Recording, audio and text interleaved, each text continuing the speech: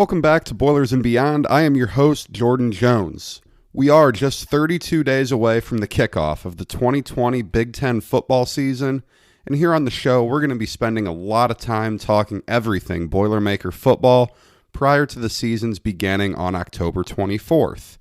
However, lost in the shuffle of last week's football news coming early in the week and the schedule release coming on Saturday was the NCAA's approval of a November 25th start date for college basketball.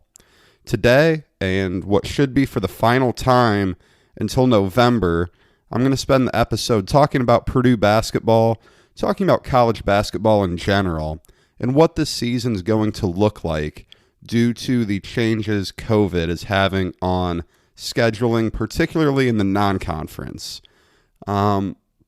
I would be remiss, however, if I did not begin the podcast by discussing five-star guard forward combo player Harrison Ingram's commitment to Stanford from last Friday. This was a player Purdue was very strongly recruiting, very early in the recruiting picture for Ingram. Ingram chose Stanford over Purdue, North Carolina, and Michigan, in addition to Howard and Harvard, but I never felt they were really in the picture. I thought their inclusion was more of a formality. But I just don't know that I can say understand this commitment. I would have understood North Carolina. I would have understood Michigan. Those are schools where I think it's very obvious that you can develop a good college career. You can receive good exposure in the media, and you can prepare yourself for an NBA career. Stanford, I don't get it. Sure, obviously Harrison took academics into very strong consideration, his commitment. I commend that. All of his 6 finalists are strong academic programs. No one cares about Pac-12 basketball. The attention paid to it is very little, particularly Stanford. When you get outside of UCLA and Arizona, and sometimes Oregon, due to the Dana Altman, Phil Knight effect, Pac-12 basketball is fairly irrelevant. I just don't know that I get it. UNC seemed to have a good push towards the end because of the flashiness of the program, and he chooses a program like Stanford where his commitment tweet, last I saw, didn't even have 1,000 likes on it. It's not a passionate fan base. It's not a program where you're going to have a sold-out gym every night. It's not a program where he may ever have a sold-out gym. I'm not sure I understand it. Obviously, there is momentum building towards Stanford. You may remember in this 2020 class, they got a 5-star in Zaire Williams. But Ingram probably won't play with him. Zaire Williams figures to be a one-and-done player out there. I'm not sure I understand it. Purdue now moves on to Trey Kaufman, who is probably the last player right now that it would make sense for Purdue to land. I'm not hearing a lot of good about Purdue's chances with South Bend Riley guard Blake Wesley. I think that from what I've heard, it's on both ends that it's probably not a fit. Whereas Trey Kaufman, that's a guy Purdue wants to get bad. Kaufman is a 6'9" forward out of Silver Creek High School in Sellersburg, Indiana. Purdue, Indiana, Virginia, North Carolina, and Indiana State are his final 5. I don't know when there's going to be a decision there, but Purdue has Caleb First already committed from Fort Wayne Blackhawk Christian Academy and wants to fill that second scholarship in this year's class. We will see where they go to do so. Kaufman is the logical answer, but there are also, there are questions there given the fact that him and First play the same position. I really think if Kaufman and First were to come together, this would be Purdue's best and most talented recruiting class since the Baby Boilers came in 2007, a class that finished ranked number 6 in the nation, according to ESPN. But to get back to today's topic, and that is this upcoming college basketball season, the November 25th start date, which was approved last week, The same day it was announced that the Big Ten was returning to football, which is why this got lost in the shuffle a little bit. It's an interesting start date. November 25th falls the night before Thanksgiving this year. You may remember back in 2018, the official start date of the season moved for the first time from a Friday to a Tuesday. That was an awesome move by the NCAA leadership and the D1 Basketball Council. They got it absolutely right by keeping it on a weeknight this year. Why would you want to compete with football? There's no reason to. When you start basketball on a Friday, I remember for years Purdue would play that Friday and that Sunday, both against not so great opponents, both bye games at Mackey Arena. And, you lose that in the shuffle of football. You have a big November weekend of football with, primetime games that determine the outcome of the BCS and college football playoff pictures. The conference championship matchups were getting set. Why do you want to lose college basketball right in that shuffle? They started on Tuesdays. Was a great move. The Champions Classic got so much bigger those 3 years that they started on Tuesdays. And, something I just still really think they got right here is keeping it on that Wednesday. We do know the reputation that comes with the night before Thanksgiving. As many friends of mine that are college-aged like to call it Blackout Wednesday, one of the biggest drinking nights of the year. But I do think TV ratings will be all right. And it's going to help, too, that, there's some good matchups there. And we'll get into that. But the selection of the date, November 25th, was really, really calculated. And it's really good thinking from Dan Gavitt, the NCAA senior vice president of basketball. He pointed out in an interview with CBS Sports that 76% of Division I schools will not have their student bodies entirely on campus by November 25th. Lots of schools, similar to what Purdue is doing, are releasing their students to go home for Thanksgiving break and not inviting them back for on-campus instruction until the beginning of the spring semester. They don't want students coming back and forth with the COVID concerns. So the in-person portion of the semester is over for 76% of these schools by November 25th. Granted, there's plenty of skepticism to be had with that approach. This certainly does not ensure that players are going to be in some type of a bubble on campus.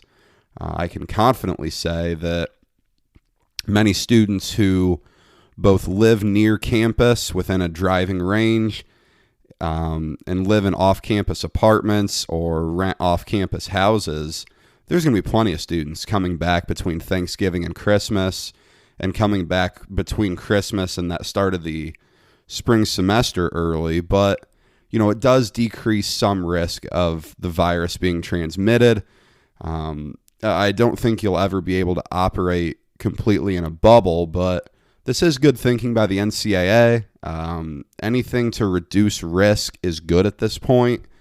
Anything to get the basketball season going, getting games on TV, and making that money for the schools is really good at this point. One of the other effects from the announcements from the NCAA is that the maximum length of the season, which for years has been 31 games, is now reduced to 27. It makes sense. You took a couple weeks off of the schedule, reducing the maximum amount of games. And that 27 is only for teams who play in multi-team events, also known as MTEs, the non-conference tournaments, which you see nearly every major conference team playing in nearly every season. So the Maui Invitational, the Battle for Atlantis, the Cancun Challenge, the tournament down in Destin that Purdue played in last year. All of those are the MTEs I'm referring to. And, this is going to make scheduling really weird. The Big Ten already plays 20 conference games every year, and that's not changing this year. Of 27 games, that only leaves 7 available games to be scheduled for non-conference. And the vast majority of these teams have MTs already. Purdue playing in the Cancun Challenge, which has been relocated to Florida. Indiana playing in the Maui Invitational. A lot of these teams are already scheduled to play in MTEs. For Purdue, that takes out 2 games. For Indiana, Maui Invitational takes out 3 games. The Big Ten ACC Challenge still sounds like it's a go. The Gavitt games for 8 of the 14 Big Ten teams, that sounds like it's still a go. That leaves very few open games to be scheduled. And those are the games that usually get contracted out in bye games.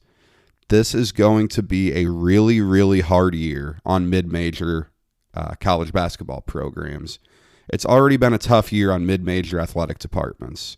You see so many of these schools who depend a lot on the money they get to go, in our neck of the woods. You look at Indiana State, they depend on the money they get contracted out to go play at Indiana or at Purdue or at Kentucky in football.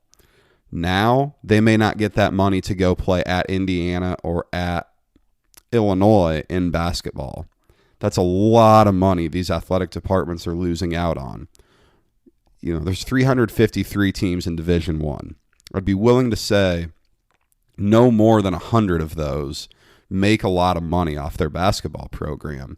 They just don't get the attendance, and they don't get the merchandise sales, and they don't get the TV contracts. The big conferences, they do great. It's a gold mine in the big conferences. But for these small schools and these small conferences, it's going to be a really, really hard year. Assuming that every individual conference has its own testing protocols, which is what it sounds like it'll be. That's what it's looking like in football, and I see that extending into basketball as well.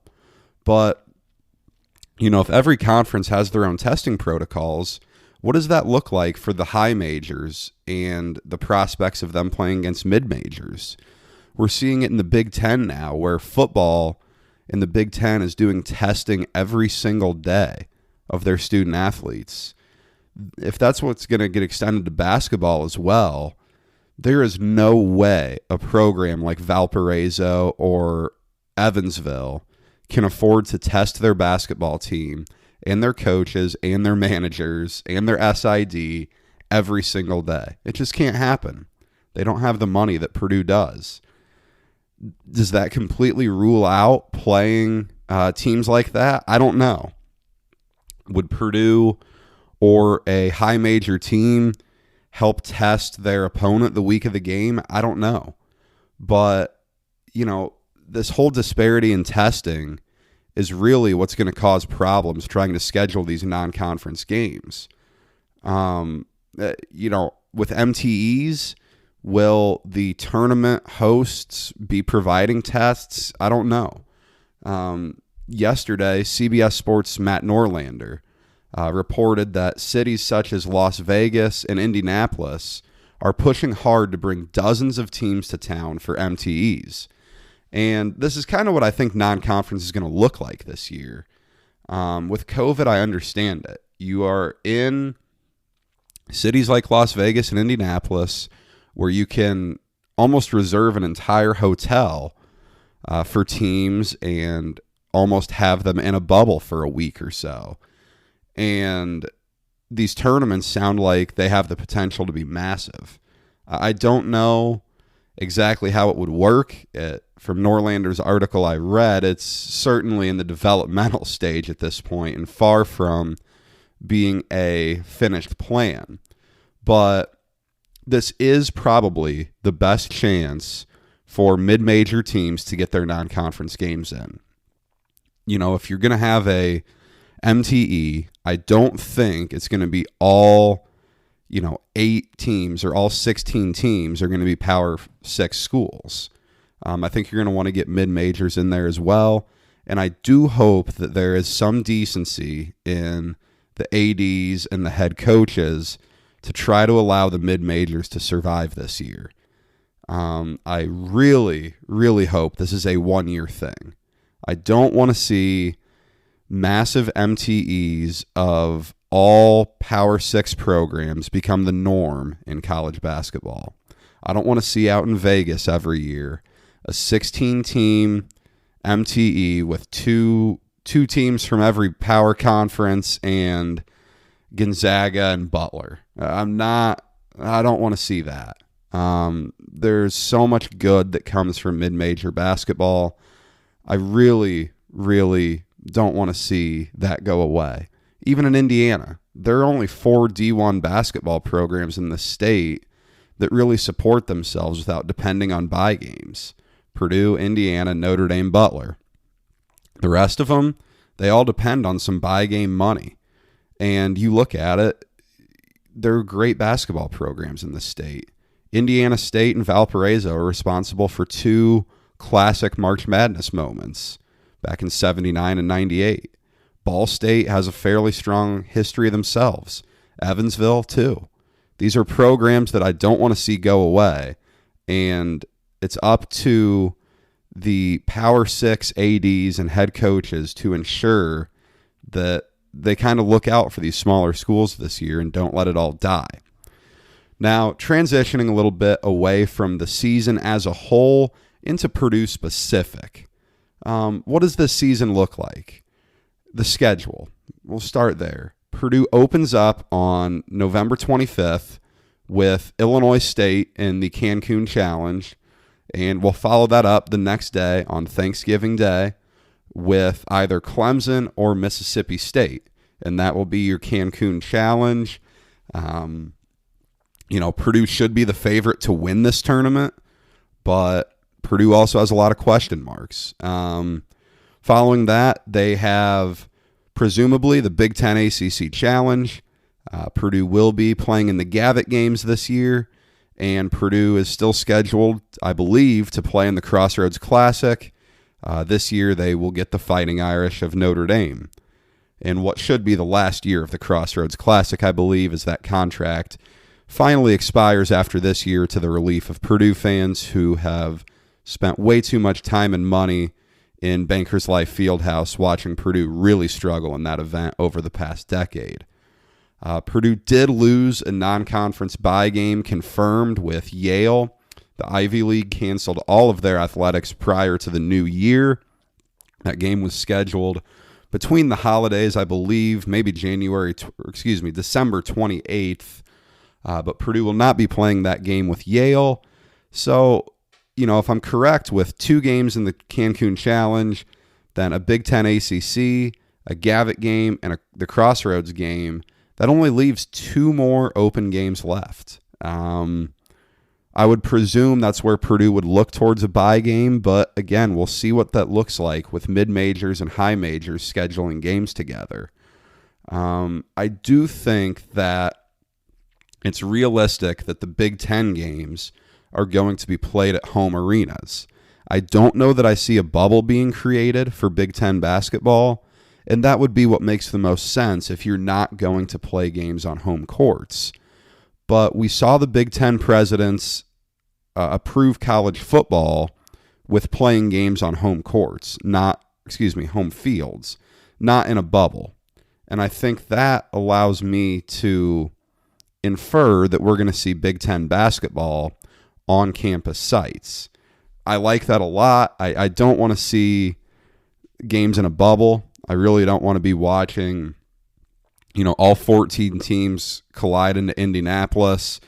Then you have games being played at Bankers Life, at Hinkle, at the IUPUI gym out at the fairgrounds. I really don't want to see all that.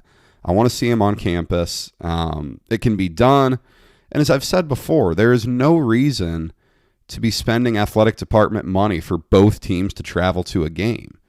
I'm confused about the athletic department money right now. Every time I drive by Ross-Ade Stadium, the brand new video board is on.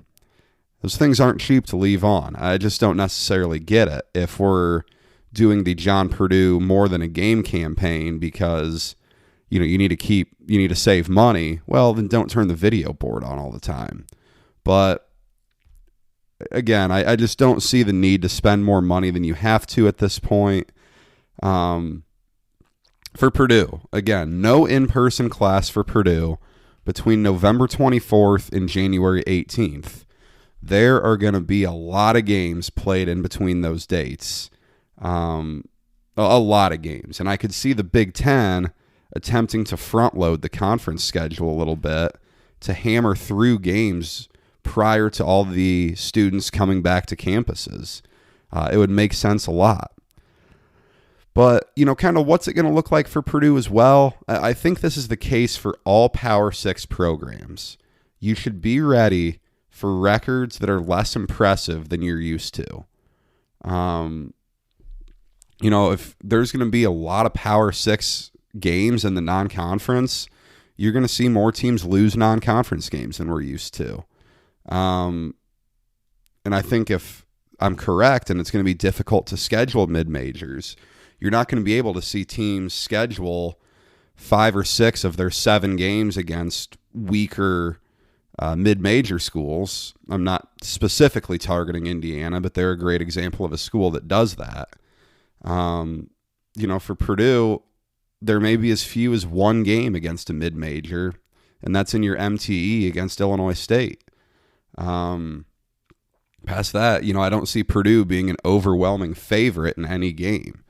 I do believe this is what Matt Painter prefers both now and in the long run for Purdue basketball. We've seen his non-conference slate get tougher and tougher every year. Even last year, they played a really competitive non-conference slate and went into Big Ten play with a not-so-impressive record. Basketball is different than football. Basketball, there is real reward for scheduling a tough non-conference. There isn't in football. But Matt Painter has been all in on strength of schedule and the relevancy it has on your seeding. If you're a high-level team who's for sure going to be in the NCAA tournament, or just your selection if you are not going to be a high-level team. But, Purdue is a field of 68 contender in hoops, and they're going to do everything in their power to make sure they get in that field of 68. And that's why Matt Painter's schedule is as difficult as he does sometimes. Purdue was not a strong team last year. Their record was not very strong, but I don't know how easy it's going to be to improve upon it this year. Purdue was 16-15, but the Big Ten is going to be really deep, and 20 of your 27 games are against Big Ten teams. John Rothstein has Purdue as the 9th best team in the league coming into the season. I'm not entirely sure that I think that's accurate, but I also can't blame John for having some doubts about Purdue. He has Iowa, Wisconsin, and Illinois as the top 3. Purdue wants to be a lot closer to those 3 schools. They want to be in the 4 to 6 range, much more than they want to be in the 7 to 9 range. I do want to know how different Purdue's outlook would be if Matt Haarms had not elected to leave. I've said it before. I'll stand by it. I know some Purdue fans on social media and on the goldenblack.com boards are happy that Matt Haarms left, saying they didn't think he had a good year last year. Here's your question. Do you want Matt Haarms coming off the bench for Travion Williams, or do you want Emmanuel Duwana and Zach Edey coming off the bench? I have seen zero reason to have any confidence in Emmanuel Duwana, even have remote productivity for Purdue. He looked completely out of place last year, and I do believe Zach Edey was recruited and given a scholarship under the impression that they would be able to redshirt him as a freshman. So I think losing Eastern may end up being a really good thing. Clearly there was some off-the-court drama with Eastern, and I think having Ivy, Morton, and Newman all getting minutes at guard, an off-ball guard spot like Eastern would have played, it's going to be really good for the offense. It's good for the future to get them on the court. I've yet to pick up Athlon's college basketball preview magazine, but I'm looking forward to check it out. As you can probably tell, I devoted an entire episode to the college football preview magazines. I really get into them. I enjoy reading them. I've got all of my college football preview magazines in my desk drawer right next to me right now. But, the narrative around Purdue is going to be interesting. Purdue is never overvalued by the media until last year. A lot of faith was put into Matt Painter. As Matt Painter made it pretty clear, his players did not put a lot of time into getting better during the offseason, and it showed. This year, what's the media going to do with Purdue? I would be shocked if Purdue had any players recognized in, early first and second all-conference teams, early all-defensive teams. I really don't see Purdue having any players getting a lot of love preseason. So it's time for someone to step up, emerge, and make a name for themselves in what's sure to be an odd season. But seeing the narrative around Purdue basketball in the preseason hype that's going to come out over the next month and a half is going to be really, really interesting. Before we go, we are still doing our lock of the week here on Boilers and Beyond, even though we fell to 1-1 last week. A tough loss. We had Wake plus 2.5, and the Demon Deacons lost 45-42 to NC State in a game that really probably should not have been that close. NC State kind of controlled the game. Wake came back late, but couldn't hold on. This week, we are staying in the ACC, and we're going to take Louisville plus 2.5 at Pitt. Pitt really struggled to pull away last week from a really bad Syracuse team. Dino Babers is losing a lot of momentum up in Syracuse. Pitt only won 21-10. Couldn't cover the 21-point spread. Didn't come close to covering. Louisville played in the game of the week last week against Miami, and they struggled, gave up a lot of points, but I am a believer in Scott Satterfield, the Louisville Cardinal head coach. I think Louisville is going to get back on the winning track this week. I like them plus the points. I do think they're the better team than Pitt, and I don't know how much home field advantage is going to help Pitt in an NFL stadium with no fans inside. That's all I have for this week's show. Thank you for spending your time with me today. Next week on the show, we will begin our 4 to 5 week process of previewing the 2020 Boilermaker football team. We'll be back with the Q&A sessions for Boilermaker football. Give us a follow on Twitter at BoilersBeyond and hit us up before next week's episode. We'll be back next Tuesday for more of the biggest news and high-level analysis of Purdue athletics, so be sure to tune in. Until then, stay safe.